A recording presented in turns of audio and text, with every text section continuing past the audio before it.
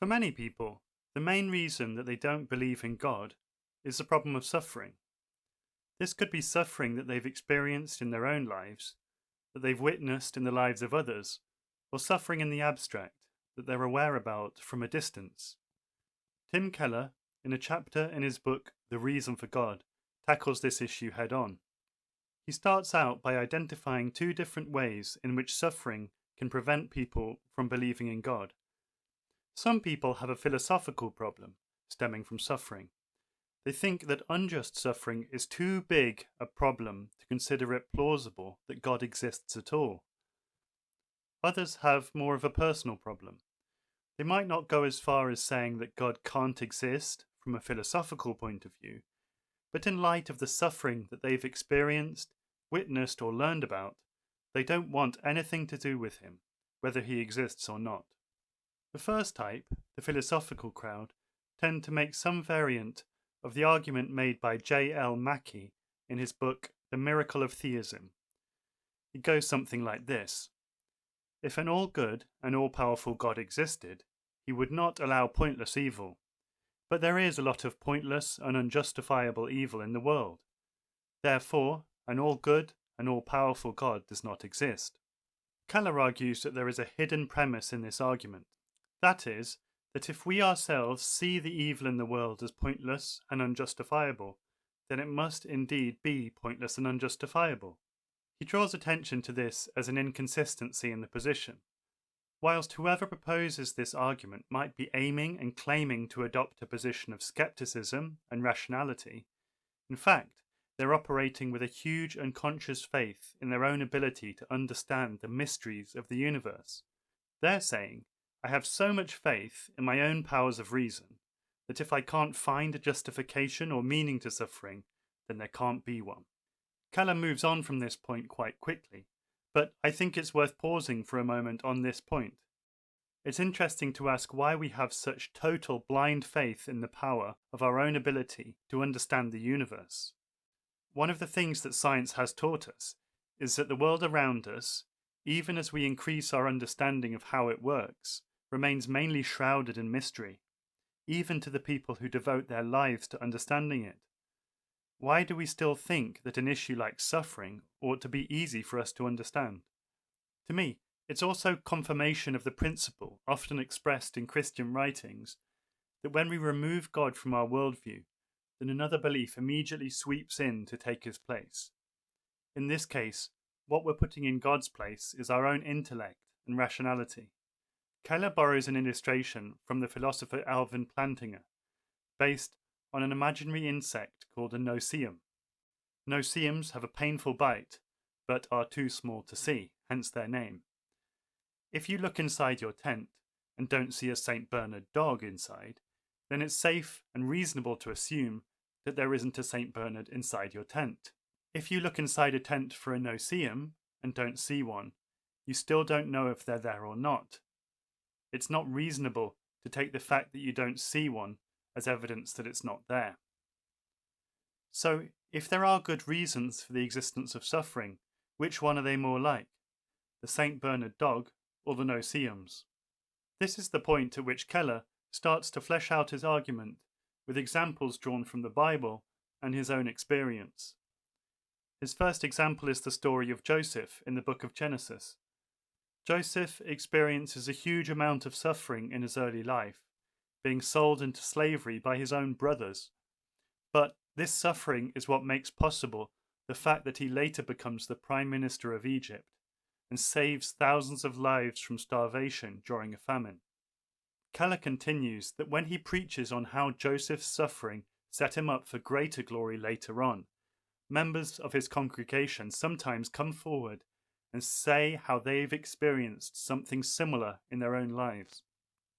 He shares the example of someone in his congregation who was a drug dealer and who lost most of his eyesight when he was shot in the face.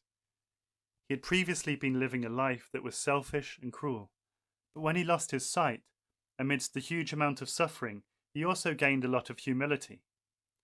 This was the catalyst that enabled him to change his life around, see how badly he had been treating people, and change for the better. After this event, For the first time in his life, he had real friends. He considered the loss of his sight a huge price to pay, but worth it for what he gained. In Keller's examples, he's not aiming to show that we always understand the reason for suffering. It's more that we occasionally get glimpses of a deeper, more positive reason for suffering. And if there is sometimes a reason, how can we be sure that there isn't always a reason, and we're just unaware of it? He follows, if God's big enough for you to be mad at for allowing suffering, then he's also big enough to know some reasons for suffering that you're unaware of. This seems to me to be the crux of it.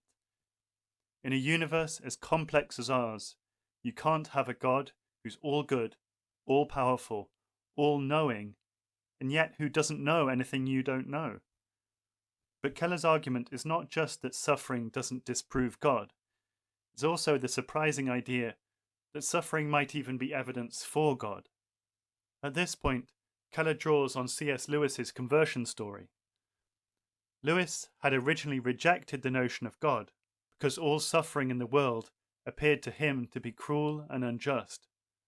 But after he became an atheist, a new problem popped up. Where had he got his ideas of cruel and unjust from? Without believing in God, he no longer had a basis for saying that suffering was objectively unjust. He felt it was unjust, but couldn't back this up.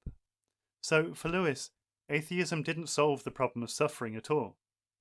The thing is, Keller argues, that modern objections to God are still drawing on an idea of justice. We think that people ought not to suffer like this. We think it isn't right.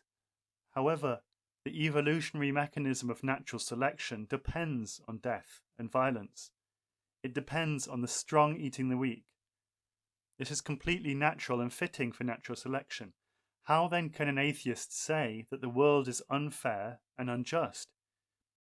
He quotes Alvin Plantinga again, who develops his argument specifically with regards to the wickedness of rational beings causing each other to suffer. There could only be such a thing as horrifying wickedness if there were also a way that rational creatures were supposed to live or obliged to live. A secular view of the world, however, has no place for moral obligation of any sort, so it can't claim that there is such a thing as wickedness or evil. Conversely, if you have a conviction that there is such a thing as genuine wickedness, Plantinga claims, then you have the start of an argument for the existence of God. Keller sums up by saying that the existence of suffering, tragedy, or injustice is a problem for everyone in different ways. You don't solve this by ceasing to believe in God. In fact, you just cause new problems. Finally, Keller talks about times when he's been challenged by people who've heard him preach. They've suffered, they say, but it doesn't make any sense at all in their lives. What's the good of all this philosophizing? The world still has a lot of cruelty and evil in it, which God allows. So even if God exists, why should they trust him or enter into a relationship with him? At this point, Keller starts to consider Jesus' crucifixion. For time's sake, I'm going to shorten his argument a lot, so please check out the original book if you're interested in it. He argues that the depth of Jesus' psychological suffering, alongside the physical torment of crucifixion, suggests that during his passion and death he was cut off from the infinite love of the Father that he had enjoyed for all eternity. So, on top of the physical pain, he was in an amount of psychological longing and anguish that is unimaginable to us. God was willing to do all that for us. This doesn't explain away, of course, the meaning of the mystery of suffering, but it does rule one thing out, according to Keller. It rules out that God permits this suffering because he doesn't care. It rules out that God doesn't love us. He takes our misery and suffering so seriously that he was willing to take it on himself. The secular world, in general, doesn't see any meaning in suffering. What Christianity offers is the hope that not only will we be consoled for the suffering we have in this life, but that the life we most deeply longed for will be restored to us. And it will happen in such a way that all the suffering and sorrow of this world will only serve to make the restoration more glorious.